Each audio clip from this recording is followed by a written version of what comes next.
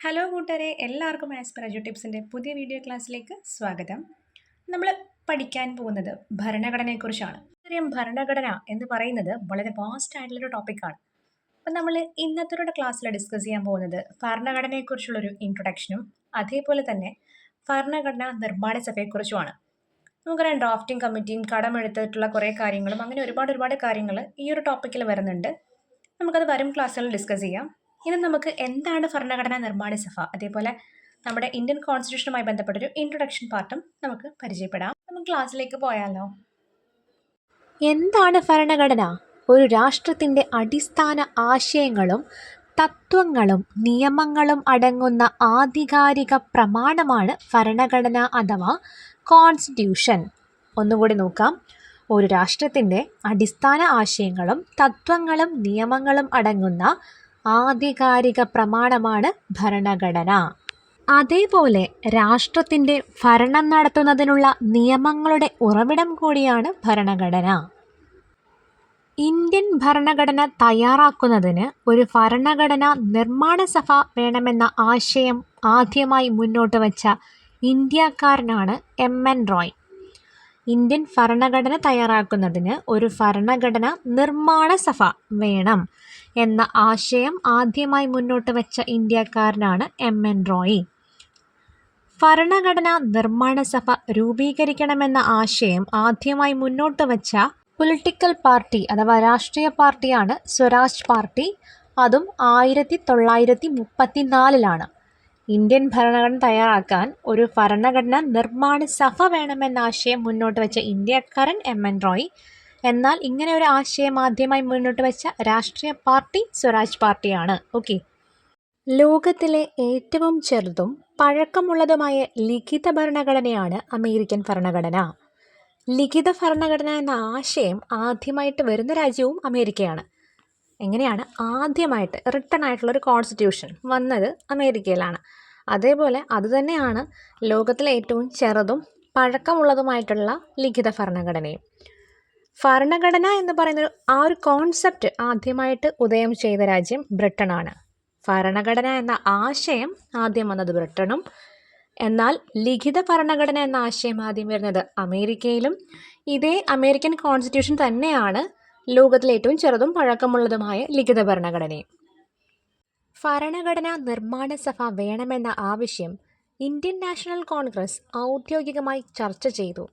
ആ സമ്മേളനമാണ് ബോംബെ സമ്മേളനം. അത് നടന്നത് 1934-35 ടൈമിലാണ്. ഭരണഘടനാ നിർമ്മാണ സഭ വേണമെന്ന ആവശ്യം INC ഔദ്യോഗികമായി ചർച്ച ചെയ്ത സമ്മേളനമാണ് ബോംബെ സമ്മേളനം. ലോകത്തിലെ ഏറ്റവും വലിയ എഴുതപ്പെട്ട ഭരണഘടനയുള്ള രാജ്യമാണ് നമ്മുടെ ഇന്ത്യയുടേത്. ഇനി നമുക്ക് ഭരണഘടനാ നിർമ്മാണ സഭയെക്കുറിച്ച് നോക്കാം. ഇന്ത്യൻ ഭരണഘടന തയ്യാറാക്കിയത് ഈ പറയുന്ന ഭരണഘടനാ നിർമ്മാണ സഭയാണ്. നിർമ്മിക്കാൻ വേണ്ടിയിട്ടുള്ള സഭ, ഭരണഘടന നിർമ്മിച്ച സഭ അല്ലെങ്കിൽ തയ്യാറാക്കിയത് ഭരണഘടനാ നിർമ്മാണ സഭയാണ്. ഭരണഘടനാ നിർമ്മാണ സഭ അത് രൂപീകൃതമാകാൻ കാരണമായ ദൗത്യമാണ് ക്യാബിനറ്റ് മിഷൻ. ഭരണഘടനാ നിർമ്മാണ സഭ രൂപീകൃതമായത് 1946 നവംബറിലാണ്. രൂപീകൃതമാകുന്ന ആ ഒരു ടൈമിൽ ഭരണഘടനാ നിർമ്മാണ സഭയിൽ ആകെ മൊത്തം 389 അംഗങ്ങളാണുള്ളത്. രൂപീകൃതമാകുമ്പോൾ ഭരണഘടനാ നിർമ്മാണ സഭയിലെ അംഗങ്ങളുടെ എണ്ണം 389. എന്നാണ് ഭരണഘടനാ നിർമ്മാണ സഭ രൂപീകൃതമായത്? 1946 നവംബർ. ഇത് വരാൻ കാരണമായ ദൗത്യം ഏതായിരുന്നു? Cabinet mission. ഭരണഘടനാ നിർമ്മാണ സഭയുടെ പ്രഥമ സമ്മേളനത്തിലെ അധ്യക്ഷൻ ഡോക്ടർ സച്ചിദാനന്ദ സിൻഹ. ഭരണഘടനാ നിർമ്മാണ സഭയുടെ സ്ഥിരം അധ്യക്ഷൻ ഡോക്ടർ രാജേന്ദ്ര പ്രസാദ്. നമ്മൾ തൊട്ട് മുമ്പത്തെ ക്വസ്റ്റ്യനിൽ പറഞ്ഞു ഭരണഘടനാ നിർമ്മാണ സഭയുടെ ആദ്യത്തെ അധ്യക്ഷൻ ഡോക്ടർ സച്ചിദാനന്ദ സിൻഹയാണെന്ന്. അദ്ദേഹം താൽക്കാലിക അധ്യക്ഷനായിരുന്നു. ഭരണഘടനാ നിർമ്മാണ സഭയുടെ ആദ്യത്തേതും താൽക്കാലികവുമായ അധ്യക്ഷനായിരുന്നു ഡോക്ടർ സച്ചിദാനന്ദ സിൻഹ. എന്നാൽ ഭരണഘടനാ നിർമ്മാണ സഭയുടെ സ്ഥിരം അധ്യക്ഷനാണ് ഡോക്ടർ രാജേന്ദ്ര പ്രസാദ്.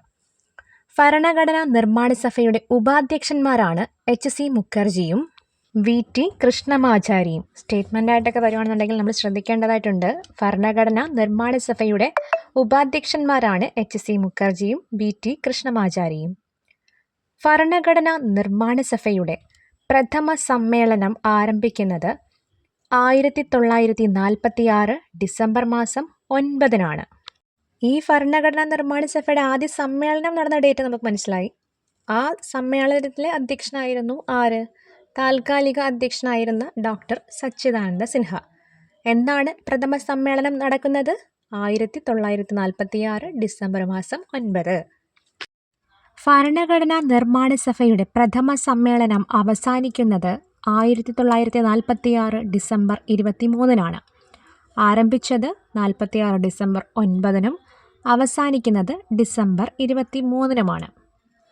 ഭരണഘടനാ നിർമ്മാണ സഭയുടെ സെക്രട്ടറി HVR അയ്യങ്കാർ. ഭരണഘടനാ നിർമ്മാണ സഭയുടെ സെക്രട്ടറിയാണ് ആര്? HVR അയ്യങ്കാർ. ഭരണഘടനാ നിർമ്മാണ സഭയെ ആദ്യമായി അഭിസംബോധന ചെയ്തത് JB കൃപലാനി. ഭരണഘടനാ നിർമ്മാണ സഭയിലെ അംഗമായിരുന്ന മലയാളികളുടെ എണ്ണം 17 ആണ്. ആകെ അംഗം എത്രയായിരുന്നു? 389 അല്ലേ? ഇതിൽ മലയാളികൾ 17 പേരാണ്. ഭരണഘടനാ നിർമ്മാണ സഭയിലെ മലയാളിയായിട്ടുള്ള വനിതകളുടെ എണ്ണം 3 ആണ്. ആനി ബസ്കറിനും അമ്മു സ്വാമിനാഥനും ദാക്ഷായണി വേലായുധനുമാണ് ഭരണഘടനാ നിർമ്മാണ സഭയിലെ മലയാളി വനിതകൾ. ഭരണഘടനയുടെ നക്കൽ അഥവാ ഡ്രാഫ്റ്റ് തയ്യാറാക്കിയ വ്യക്തിയാണ് BN റാവു. ഭരണഘടനയുടെ നക്കൽ തയ്യാറാക്കിയ വ്യക്തിയാണ് BN റാവു. ഭരണഘടനയുടെ ആമുഖം തയ്യാറാക്കിയത് ജവഹർലാൽ നെഹ്റു ആണ്. ഭരണഘടനയുടെ കവർ പേജ്, ലേഔട്ട് എന്നിവ തയ്യാറാക്കിയ വ്യക്തിയാണ് നന്ദലാൽ ബോസ്. ഭരണഘടനയുടെ കവർ പേജും ലേഔട്ടും നന്ദലാൽ ബോസ്, ആമുഖം തയ്യാറാക്കിയത് നെഹ്റു, ഭരണഘടനയുടെ നക്കൽ അഥവാ ഡ്രാഫ്റ്റ് തയ്യാറാക്കിയത് BN റാവു. ഇന്ത്യൻ ഭരണഘടന പാസ്സാക്കപ്പെട്ടത് 1949 നവംബർ മാസം 26-നാണ്.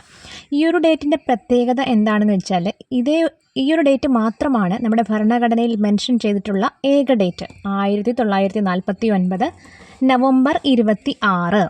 ഭരണഘടനാ നിർമ്മാണ സഭയിലെ അംഗങ്ങൾ ഭരണഘടനയിൽ ഒപ്പുവയ്ക്കുന്നത് 1950 ജാനുവരി മാസം 24-ാം തീയതിയാണ്.